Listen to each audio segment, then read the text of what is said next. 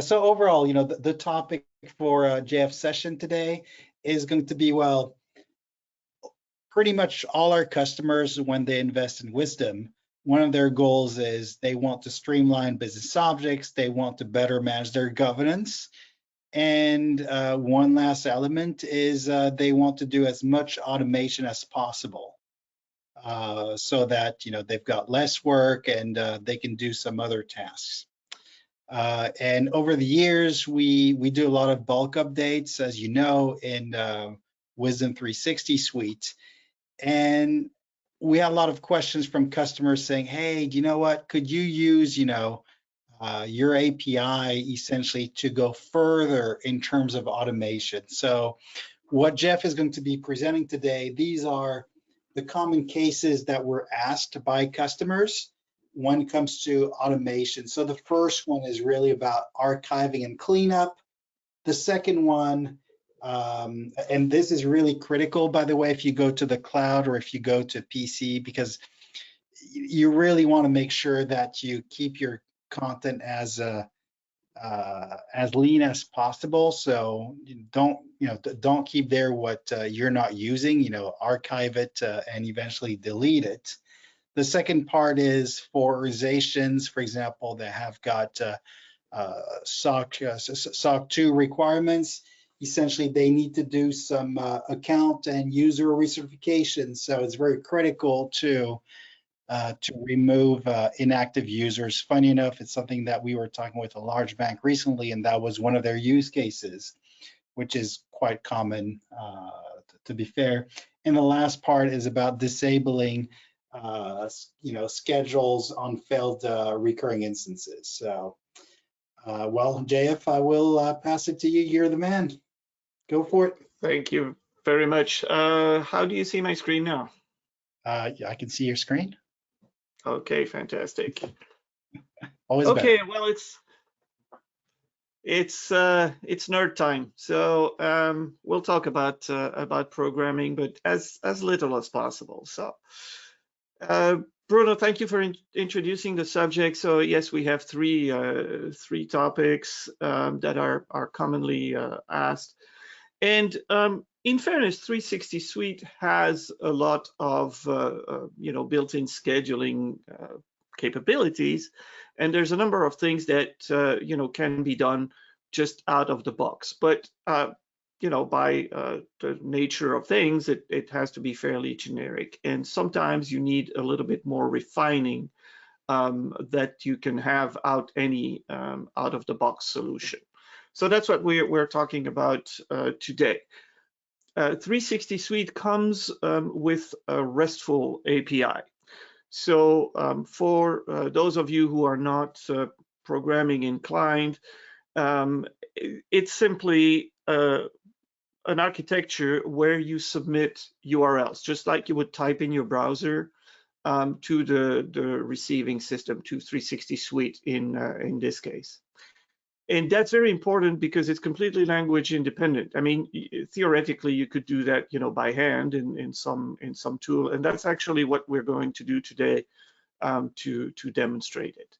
But any language, any environment, any technology that supports an HTTP client and understands JSON data will work for our purposes. So I'm going to give you an overview of how we can refine the mechanism and leverage the API to do exactly the type of automation that you're looking for. And I will give you a fairly crude, I must say, demonstration of one of the use cases, which is managing inactive users. Wrong screen. Let's go here. There we go. So the first use case, as I mentioned, is managing inactive users. And it's all about recertifying your users. You want to eliminate any inactive accounts because, well, that is not compliant with SOC 2 for one thing, but also, it's a potential weakness here. It may cause problems with your licensing, you may run out of accounts, and so on and so forth. So it's important to manage that. So the first thing that we can look at is in 360 view, without any programming whatsoever, there's a purge user feature.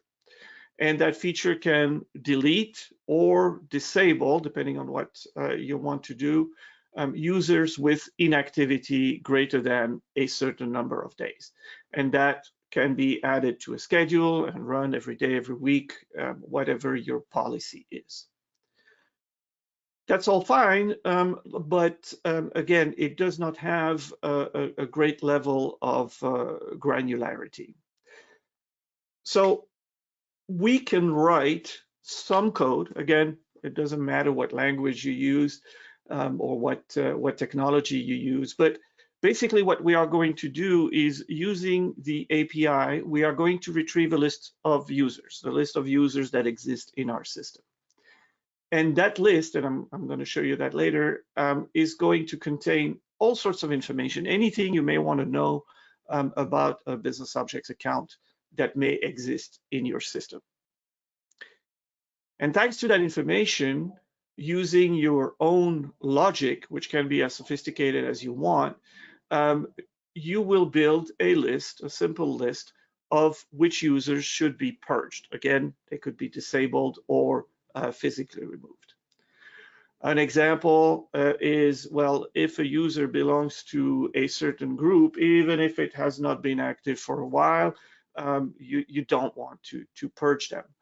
Or on the contrary, if they belong to a certain group, which is, I don't know, a to be deleted group that you manually manage, you want them all to be removed. So again, your own logic, you build that list. These are the users to be removed. And then you will execute that removal, again, using the 360 Suite API. And this is the workflow I'm going to, let's say, mock up for you today.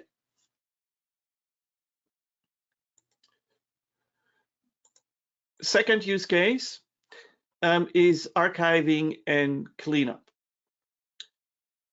So you want to keep your environment lean. You want to limit the growth of the environment, and also keep your infrastructure costs under control, especially if you are on the cloud. You may be charged for sizing the disk space.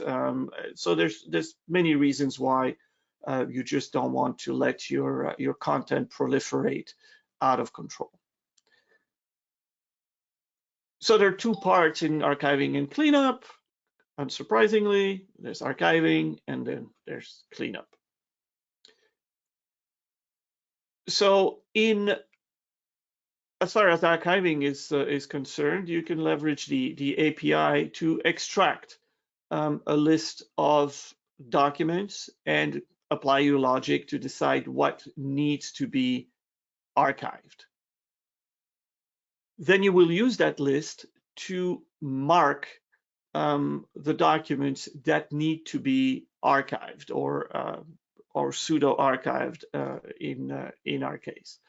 So the API, based on what you supply to it, will go and apply a certain flag, a keyword, in the description or the keywords of those documents.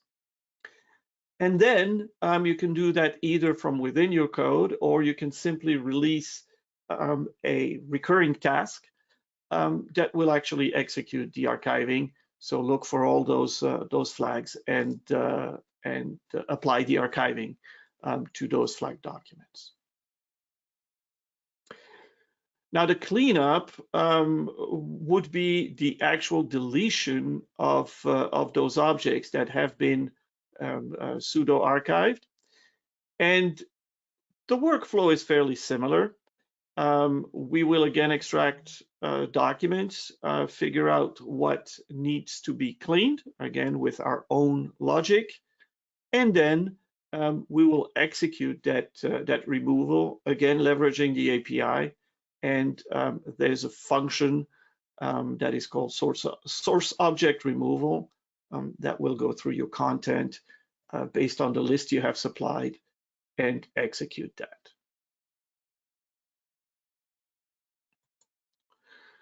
And finally, our third use case, is to handle. I'm using deliberately a vague term here because there are many ways that you could handle it.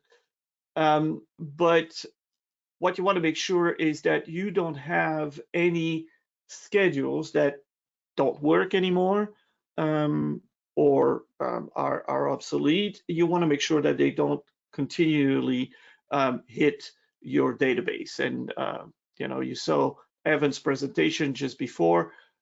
If you are going to a cloud provider, a cloud database, that could be very detrimental. So we want to keep it clean. The first step would be to extract a list of non-recurring instances, that is the resulting instances. And that list will have everything successful or not, and we will apply our own logic. Well, if a schedule failed once, that does not mean it's broken. It could be circumstantial. It could be business objects being disabled at that time. It could be a database that is not available at that time. So it does not mean it's bad. So we need to apply some logic. So how many failures were there? How long has it, for how long has it happened? If it's been regularly failing for a week, it may be a problem that needs to be fixed. If it's been happening for a month or more, it's probably a broken schedule. So again, your logic, you will figure out how it has to be handled. And you will therefore build a list of candidates for processing. Now, if you're at all familiar with business objects, instances are of two kinds. You have the resulting instances, which is what we have been handling here, but then you have the recurring instances that could be called schedules, right? So we examine the results to see if they're failed or not. And based on that, we will decide what to do with the corresponding recurring instances. And all that information is provided to you in the first step, in the documentation step. So you will be able to identify which recurring instance is affected, and you can decide to delete, pause, build a report, send an email to the administrator if you don't want to do the deletion or the pausing automatically. So you choose also the level of automation that you want to apply. Sometimes you want to have manual control. Sometimes you just want to be completely transparent and execute it outright.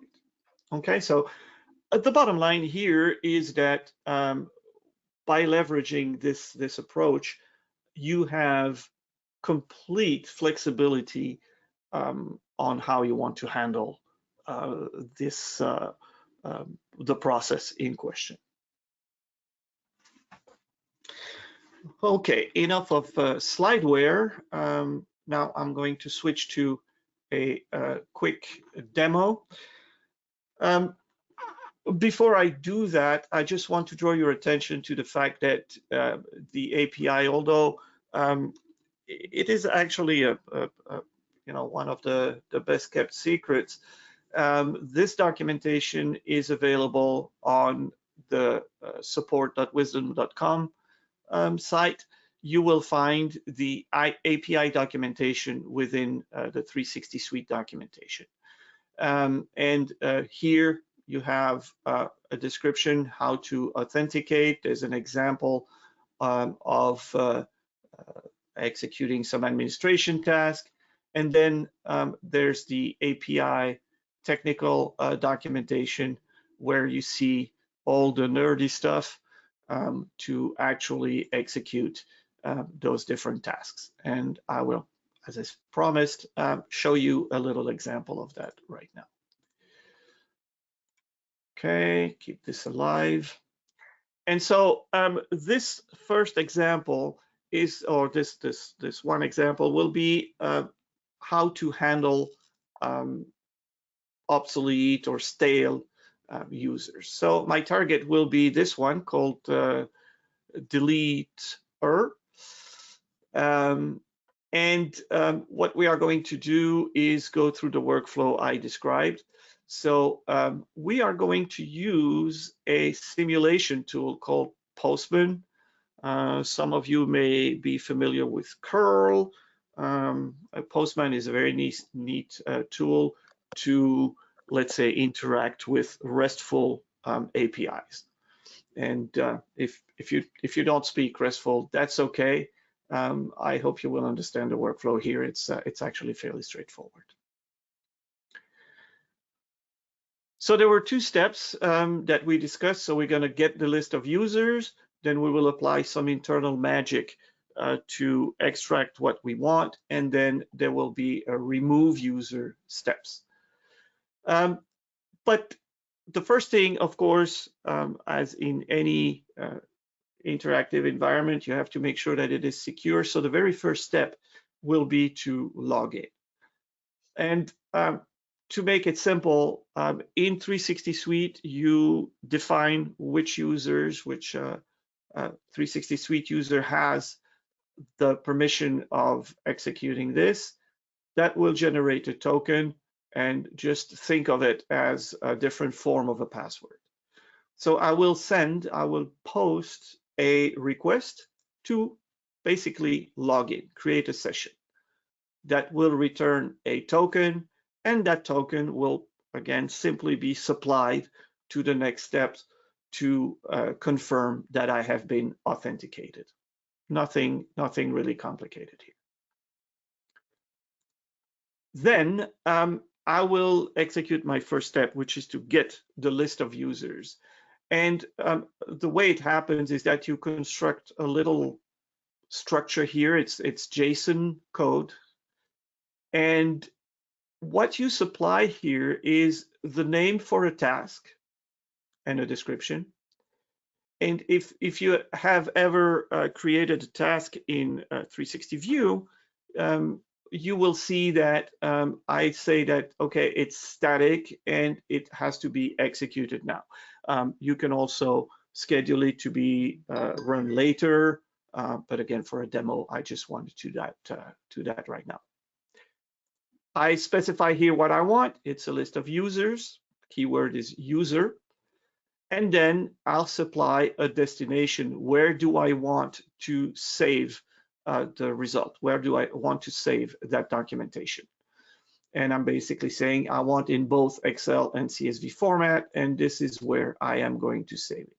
This is a local address on my server, but I could also have a UNC, have that on a shared folder, anywhere you see fit. So I'll click on send. That will execute this little piece of, execute that URL. I get a 200 response, which means everything went fine. And this is interesting. I receive in the response 3 URLs. I have one for log that will let me programmatically retrieve the log of that particular execution. I have a status URL that will return just a number that tells me if it's pending, if it's executing, if it's failed or successful. And finally, I have a URL to start it. Well, I said I want to execute it immediately, so it's irrelevant here, but you may want to have it, stacked up for future execution. Well, you can trigger it programmatically again using this URL. Okay, so this has hopefully executed. And so I come to my server here, which is in Zulu time. So it's 5:16 p.m. On the machine. And you see that these 2 files have been generated. I will open the user's XLX, and this is the amount of information that you receive. So every row is the information for a single user. So you have all the available information to make your decision on what should be, which users should be processed, let's say. For example, we have the last logon time, okay, and there may be, I'm sure, well, yeah, all of those have been used fairly recently, so I don't have a very good example here. But let's say that my analysis decides that this user, delete should be disabled. Well, this is the file that I have programmatically created. I have built a list of users, and that list is one user, it's deleter. So my workflow will then execute the third step, which is to actually remove the users. Oh, and that will again create a task. So the name of the task will be API remove users, and I put a description in there. Again, I want it to be automatic, you know, a static time and executed right away. But remember, we can schedule it for a future time and or you know, trigger it manually or programmatically rather. I will have a processor, which is remove user. The action, I mentioned that in the slideshow, can be just to disable or to actually delete the user, the account from BusinessObjects. And this is the path of the file that will give the names of the users. Again, in this case, I have only one. Just like before, I will submit this administration task. And there you go. So same thing, I have URLs to handle the status or start it. If I go to my 360